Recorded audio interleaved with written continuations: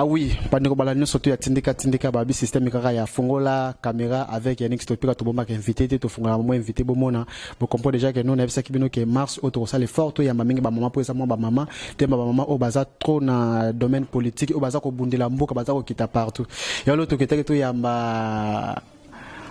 Madame Babi, jeune dame, Sylvie Kalala, Oaza na cadre na INT, Aza na kasa cash, journaliste, Marame Bébé, Tokosulana et tout, Tokobomba et l'autre côté, c'est situation politique actuelle, Maramaza, les Kalambo, Kalabiso. Depuis 2020, Kotagi, Baliboso, Aleka, na micro, Nabiso, ya Tindika, Mbote, Mama Sylvie Kalala. Mbote, Décos, Topira. Bonne santé, bonne évolution. Ngolo Nzambe, Toza, contenir et ça va. Vous avez déjà un pouvoir la population azolubani ni yeta que journaliste eta que membre pe ya kasho ki takana ba terrain ozo ka réaction population azolubani. Ba revendication à la population est normal puisque au moni tant au régime est changé peuple congolais a qui espoir ou a qui déjà n'a ko perdre. Peuple congolais s'est dit enfin moto abandé konyo ko la biso azali susute tozu quand même moto yo aïe, surtout avec le slogan au chef de l'État, il y a le peuple d'abord, et Tsaki, peuple congolais, l'espoir, il y a ébélé. Mais seulement que, vu lenteur ou changement au peuple congolais, Zoluka, n'a nous à atteindre en côté. D'une part, ce n'est pas pour dire que le chef de l'État a salaté, mais c'est seulement que Mabé est tellement profond. Mbeba est tellement Yamakasi. Chef de l'État, ou peut-être population va comprendre déjà que Azan est un bâton magique. C'est un être humain comme Bissonios ou Azoluka ba solution par rapport à Makambo Eza, Nambo Cannabis au Congo, Makambo surtout à Kobeba, économie, à Kobeba, vie sociale, les Malamouté, donc tout est par terre. Alors, Koku Tambo Kana situation wana. Ce n'est pas que Olali Olamuki, Makambo et Bongwani. Autre chose, aux populations sénégalaises va comprendre, c'est que les loyaux, Félix Tshisekedi ne dirige pas le pays na pouvoir. C'est un pouvoir au bazo travailler en coalition. En coalition avec qui? Binomo Banamboka Boyebi. Batumsubato Kashto Félix Bokondia Félix Tshisekedi bazana en coalition ezali bato ba bebi samboka oyo bandambu lebele. Alors eza lokola za na kati ya etumba ya kolakisa bato wana que toza na mission moko toza na ngoze ya kosepelisa peuple congolais. Eza facilité ya ngwana nde tout na lobaka toujours le président de la République a aussi besoin du soutien du peuple congolais pour akokisa o ezali bongo pour ça na bango. De toute façon, ça fait déjà une année depuis qu'il est au pouvoir. Moi, il y a une réalisation à Mike Ezali, mais il y a encore beaucoup à faire et je pense que le peuple peut encore être patient. Mais par rapport à la coalition, depuis cache à ce pouvoir, tout le monde peut consommer les autres, on a FCC, Makele, Belé, tous ont par rapport à la qualité Mikolo, tout le monde, secrétaire permanent, il y a PPRD, pardon, moi, Namboke Emmanuel Ramaza Chadari, avant de ça qui banduka, ben de bon matou, il y a une coalition, qu'on soit l'équipe Makasi, discussion, mais bango, bazan a besoin, il y a coalition, on a tiré 2023, et ça la normal. Mais qu'on soit les autres, trop côté, c'est comme si Bozan a guerre, kakana bango. Ezali Kambuya ko critiquer Bangote.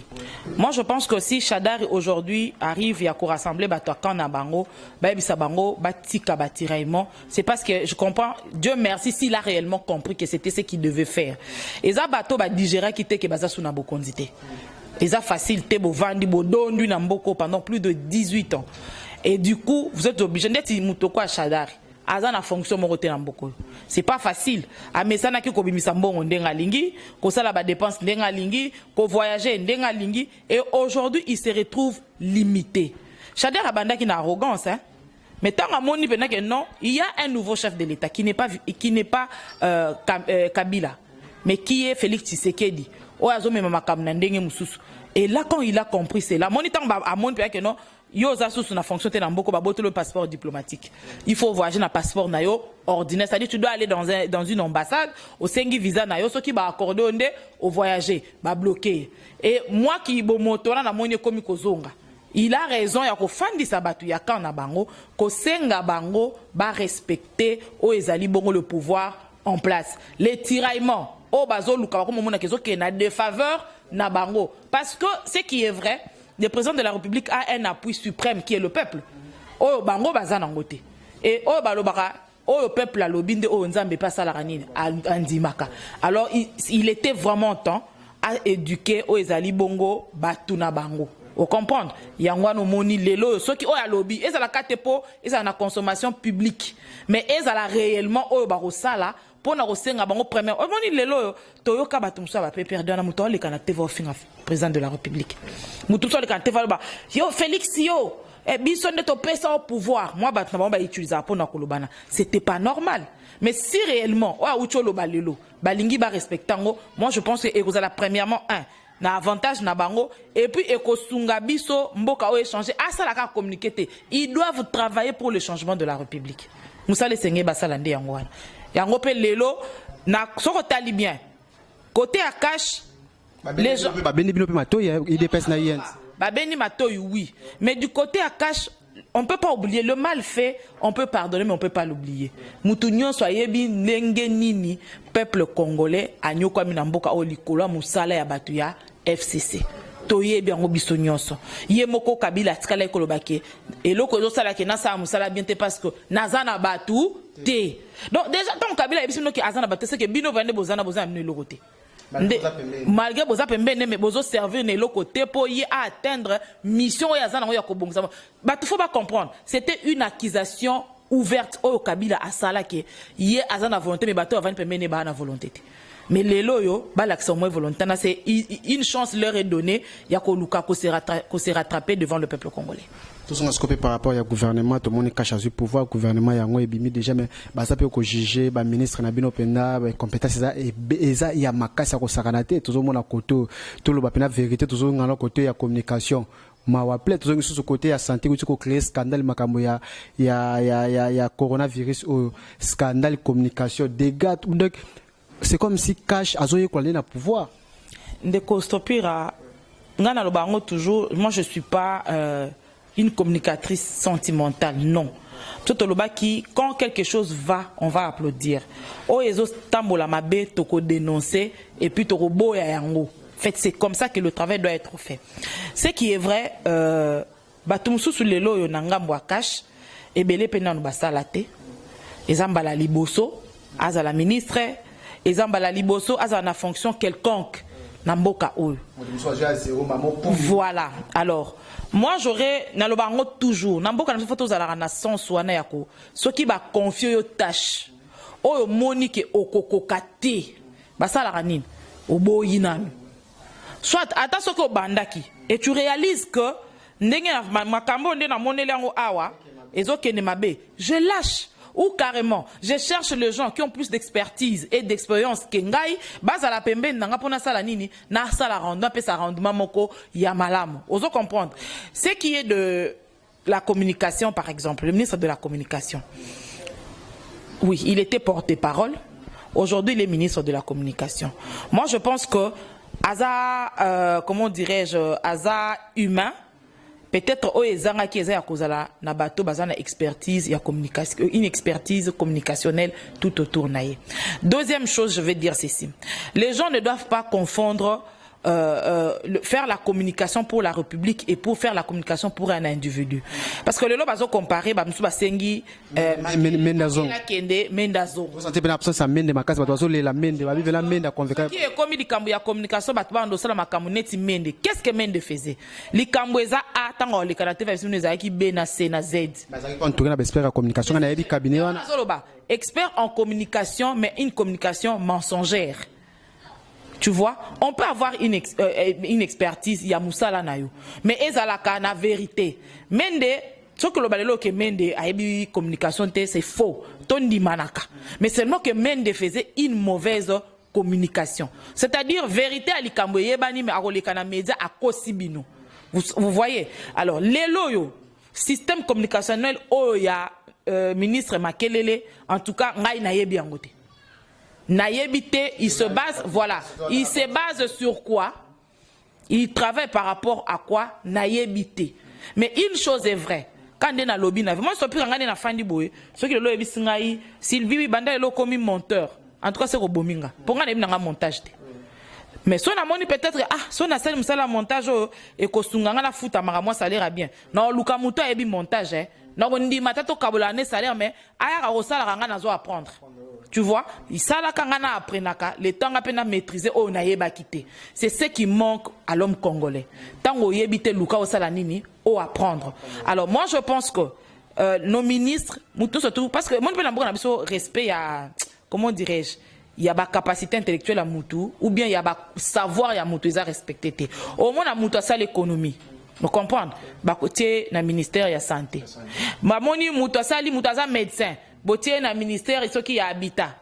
Donc on ne respecte pas. Juriste beaucoup plus budget. C'est ce que je dis. Moutaza juriste beaucoup plus ça budget. Moutaza juriste beaucoup plus ça économie. Moutaza juriste beaucoup plus ça ce qui affaires foncières. Donc c'est cette cacophonie là des autres là qui Makambo à la bienté. Mettons chaque personne dans son domaine. Ça dit que si on veut avoir une bonne économie dans notre pays, mettons une personne qui a fait l'économie. Il a quand même les notions de ce que c'est l'économie. Il saura se faire entourer dans bateau bayebi. Si quelqu'un est médecin, un bon médecin, bon ce ministère à santé, ces médecins-là, moi je pense pas que dans un cabinet de médecins, il y a au médecin bazalaraté. C'est bateau mambo etali médecine ezate ou santé ta service à santé bazate. Ou soit tu es ministre de la communication dans ton entourage. Bato bayebi musala ya communication, les experts de la communication bazate yebi sanga rendement na ekozala nini, ça sera un mauvais rendement. Ozol betali solo ya mambo sala ya ministère à santé, le ministère à santé pour tu pas médecin mais botala retomber omoni autre chose pezo bo mabiso wana na olobango ezaka pona to lobaka te FCC non na ba ministre na biso ya cash totika lokoso ya mbongo. Je parle de ministre de cash en général. Faisons le travail pour le bien-être de la République. Osons comprendre. De construire l'élo aux années comme l'élo est sous épidémie, comme pandémie, parce que l'OMS l'a déclaré comme pandémie. Il y a coronavirus. Alors l'élo yo ministre, avant de faire une communication quelconque, surtout une communication aussi sensible que déclarer une zone bakouti des personnes contaminées. En tout cas, il faudrait une étude approfondie, analyse moko très approfondie, et permettre de faire information exacte. Les autres, nous sommes dans le trouble. On ne sait pas. Il y a virus ou il n'y en a pas. Au départ, on nous a dit. Basali centre ya nini eza soki na kinkole place ba regarder baton sou ba rozala suspecté na virus, mais on apprend maintenant que muto balobi kaza na virus ba bombi wapi na quartier 7 na hôpital wa ba chinois. Entre nous ça devient quoi? Muto azana malade au lieu azala en quarantaine, mise en quarantaine na place ezala qui approprié pour na bat bazala en quarantaine, mais vous l'amenez dans un hôpital public. Ouais, puis sous na quartier 7, là où tu es besoin de changu ndenge population ezali. Batu baza ebele na changu. Au lieu comme mamutona na kinko les places pour préparer qui il y a place à quarantaine, vous l'amenez dans un hôpital public. C'est quoi l'objectif? Soit vous voulez que les gens soient contaminés, soit c'est une fausse alerte. Il y a quelque chose qui est caché derrière information ana. Stopira, dans le monde des médias, il faut qu'on soit très prudent. Au moins une communication ministre Bimi, il a mis tout le média du monde en erreur. C'est-à-dire le ministre communique et les médias du monde entier ont relayé son information. Au bout de quelques heures, le ministre vient, change la communication. Oh non, c'est qui belge, c'est français, malade ou aza français, aza belgo, français, congolais. Tous les bâtés na 3 nationalités, on aurait même entendu que le soi-disant malade a outu ko sala ba abengi batumsu na ba téléphone na sala ba ke mission na bengaki aveni kutayaki na bandeza aveni la aveni ba mère na biso ayaki wana na changa na lani kuté mission na tina suka ndenga azolo ba kaza malade te loko moko tazo kamwa kutu mabozoli kala mboka na biso ba hôpital wana ba chinois scandale ko sakana te bana ba médecin na ba ayaki na kati hôpital bango to ba ki basundole mo na kati bino bolimba to basani tala malade mboko eza ordonné organisé surtout dans le domaine sanitaire lokola Italie. Bazo a enregistré plus de 130 morts en une journée. Ce que vous imaginez malade en ayant mboko. Tosuka mboko kutu na ebisio salité kutu na kishasa auto lobate. Salité na kishasa auto lobate. Sikoyo na ba hôpitaux. D'abord, s'il y a des lieux où les gens sont plus exposés aux maladies, aux microbes, les gens dans l'hôpital. Les hôpitaux sont devenus plus dangereux que balabala. Parce que salité, ça n'a pas hôpitaux, que les cas salité, tout le monde a la banda. Parce que dernièrement, on a ça qui est émission par rapport à la situation à Mama Emo. C'est déplorable. Est-ce que, déjà dorénavant, quelles sont les dispositions prises par le ministère de la Santé pour le Italie coronavirus? J'ai vu na Rwanda, on a disposé lave-main dans tout le coin de la ville. Voilà, lave-main, appareil de détection et tout, et ça dans tous les coins, voilà, dans tous les coins de la ville. Mais lelo awa, kashne o ezote kama. Tozo bate musu pesa na médicalité. Les arabes musu ba bazubi tendi na bango mutatongia et comme cop. Mutatsombi batisi na tongi kashne a moteke la bat. Eza médicalité. Candidat mo pas aura élection présidentielle, c'est que kuna ipe azupe cop na zote kama. Ah, est-ce que au côté kapo cop aloba ki ateka RTNC na atekite. Pour ce que mon mutu projet de société na yara na ngweza ya koteka RTNC. Mutalobi na mnoke soki ya comme président et le roi liboso koteka RTNC. Bon, azuke simbi non te bon au kashne. Et pourtant moi j'informe à cette kikuni ki batika babilokwana. Moni malade to kopa mbongo bayaka nango na makila batute.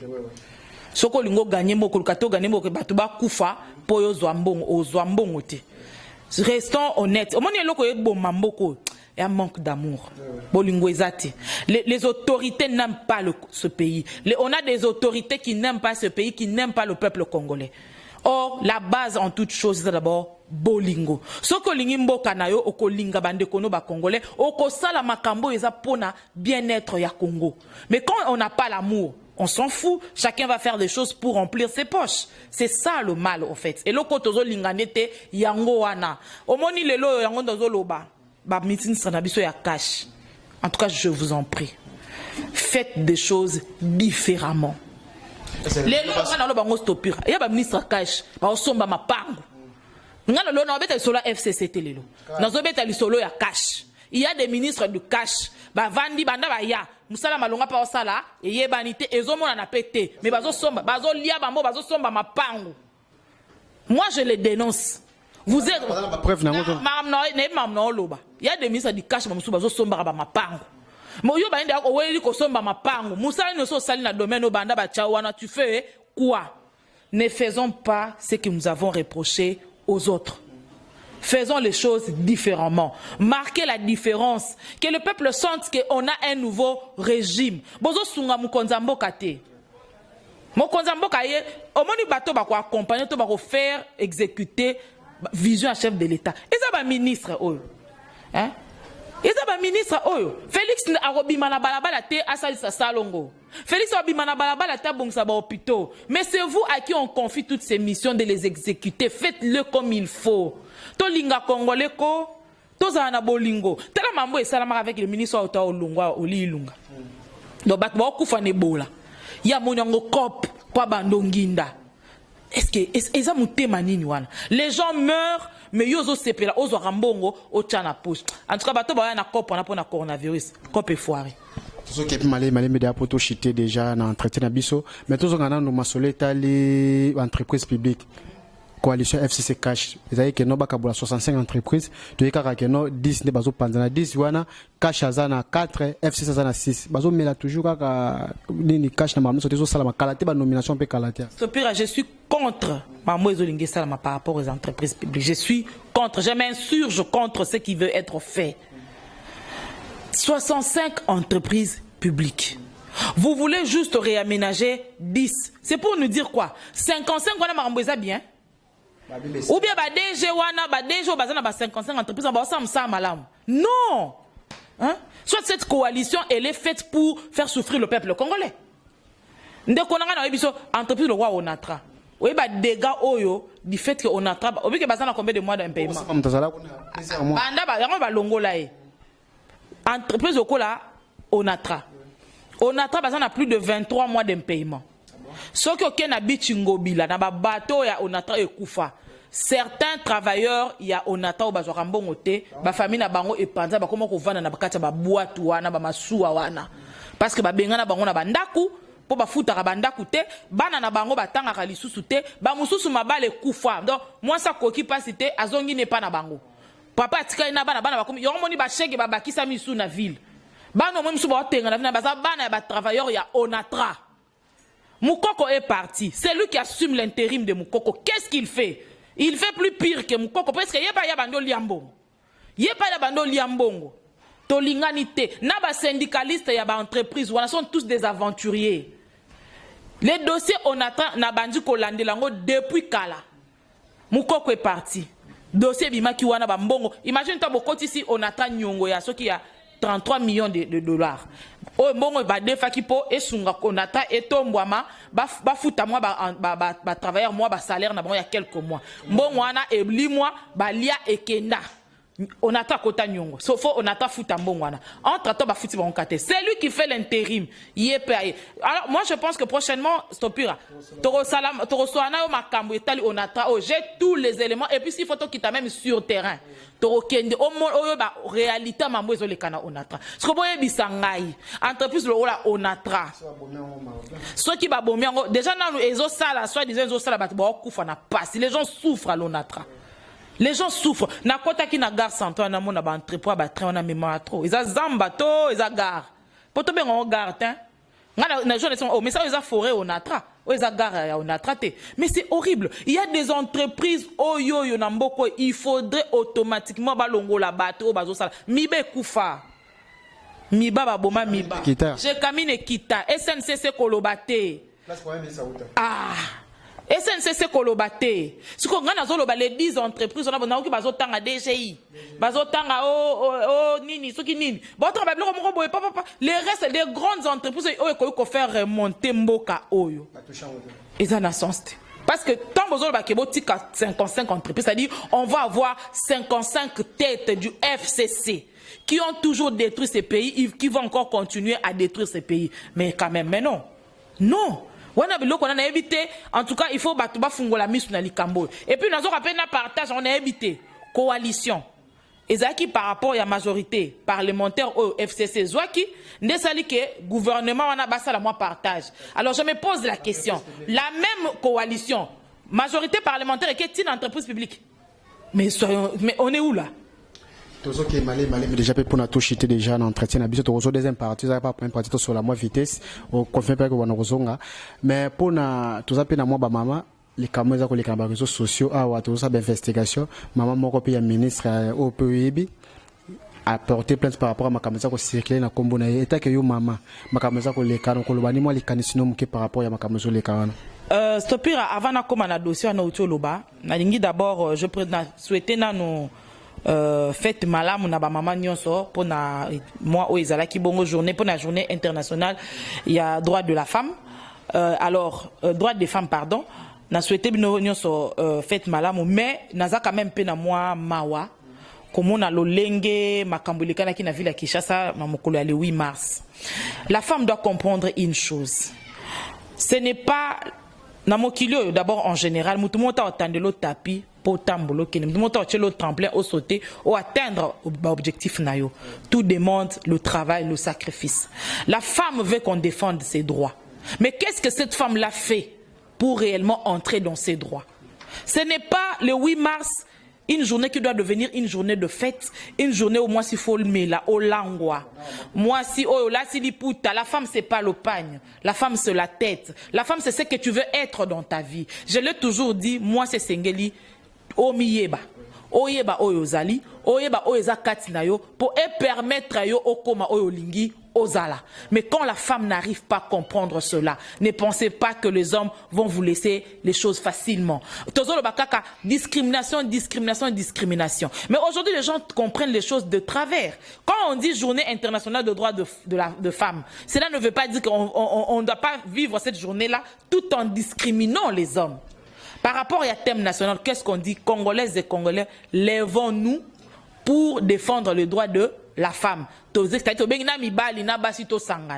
Et ça passe comme on a bouzoba ou esami na Kinshasa en tout cas na regretta kinango. Ce qui kara na boy, droit des femmes on a mboko seke roya nangote. Alors par rapport au salami. Stopira, je suis en train d'enquêter. journaliste de terrain, on est en train d'enquêter, chercher à comprendre ce qui se passe. Moi, je pense que mon aîné, grand frère Nanga Eliezer, a fait une émission. Mais dans l'émission, Ndeko Eliezer a lobby, Ezana, ministre Moko ya cash, je répète bien les mots de Ndeko Eliezer. Ezana, ministre Moko ya cash, à Koti Kimakangu, et pas un ministre Moko ya FCC. Alors, il n'a pas cité les noms.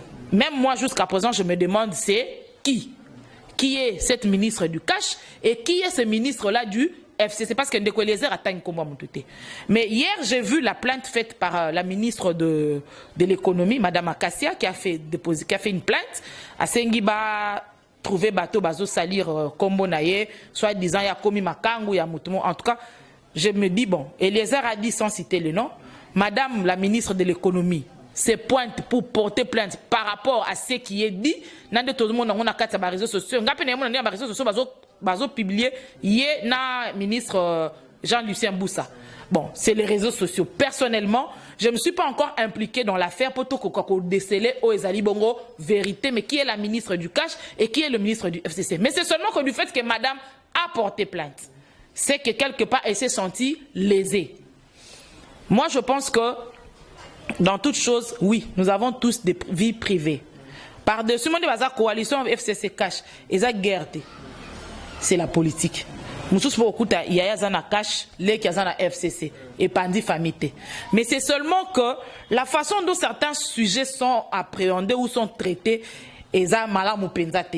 Ce qui maman ministre Monique Aza lésé et que moi je comprends déjà que c'est pour dire que Mouto yo bateau Ndeko Eliezer a annoncé, elle s'est sentie concernée. Alors, bah ça la banquette. Ce qui ne déroule les pour on a Ndeko Eliezer atteint comme Moutou. En tout cas, on va dire Ndeko Eliezer atteint comme ya Moutou. Alors, c'est la suite, il y a plainte, il y a Madame ministre de l'économie, Ndeni Rosuka. Comme na suka moi lelo ba bandeko so ba tala biso partout même na ba province ba tala biso partout vraiment ba tala biso na tindika États-Unis ou partout moi lelo ba suka bisa ba mwana surtout na ba papa ba zolanda. Bato bazolanda biso, je vais dire ceci. Nous n'avons qu'un seul héritage, nous n'avons qu'un seul bien, c'est la République démocratique du Congo. On est mieux que chez soi. Au moment où on va pas voisin banda tongo tipo ka era ola la so koki ozonga pa na bino. Mboko eza ya biso. Biso nde ba kolomboka oyo. Congolais nyonso aza concerné na o etali évolution ya mboka oyo. Mettons nos mains à la pâte. Biso nyonso to tia maboko. Biso nyonso to koma biso nyonso omoni mabe o dénoncer. Omoni pena mabe tolobi to sala ngona ndenga ya kofinga te. To sala ngona ndenga ni tenu to sala ngona ndenge longo bani. C'est-à-dire omoni mabe o dénoncer yango. To linga mboka na biso, to lingana. Retrouvons-nous autour du chef de l'État pour to sunga mboka sala nini et kende liboso. Pour ceux qui kara na rythme oyo, ata Félix Tshisekedi a longwe, c'est mambo ko changer nango tan. Alors, réunissons-nous d'abord autour de celui qui a dit le peuple d'abord. Bon, au moni, Bablo Moussou stopira to longola ba sentiment. To yebi ndenge fonctionnement ya mboka nation des alaka. Il y a toujours des gens qui ont l'habitude albimi si moi $100 na kabeli bato ba 2000. Bobi mana kwembo ya tant mutana zole kabosa nini. Boyemba to mamba onde salama. Mais en réalité penza. Soto zongi penda bato na kishasa o stopira yo yebi na royembe la mutana zonga. En tout cas, merci beaucoup vraiment Tokomi Nasuka, merci à Rife Kisombe, merci à Papi Kelly, merci à mon vieux Kwame Chaka na Londres. Na été repéré moi 2 ou 3 personnes au TV. Bon, na pesi mbote na grande sœur nanga, azana Suède, na pesi mbote Thérèse Kamani Kapajika, azali bongo présidente ya fondation Thérèse Lisungi, azali fondation oeza kosunga batu na malade nyonso etali makambia cancer. D'abord principalement oeza bongo cancer de sein. Je crois prochainement déjà dans peut-être un ou 2 mois elle sera à Kin pour na ko détecter basi oignon so bazana ba problème ba cancer pour lisungi et kokakumona na po ba faire soigner bango na pesi pembo te na grande sœur na ngai Sylvie Kobange maman pasteur mes respects bisiko zali na pesi mbote à mon frère Papi Kamani en Suède à mon autre petit frère Mike Kamani na pesi mbote na balobi yende patron na bino Rufin à qui je dis bonjour et je remercie parce que chaque fois Boyaka Verngay, ça montre qu'il y a une considération à ma personne. Napesi merci Mingi et j'ai dit d'abord merci d'abord à toutes les femmes de la République, mais je nous dis encore une fois le respect de nos droits, la défense de nos droits ne peut partir que de nous-mêmes. Merci beaucoup. Bon, s'abonner toujours à Tindika Mbala Sima, na Tiki Bino. Ciao.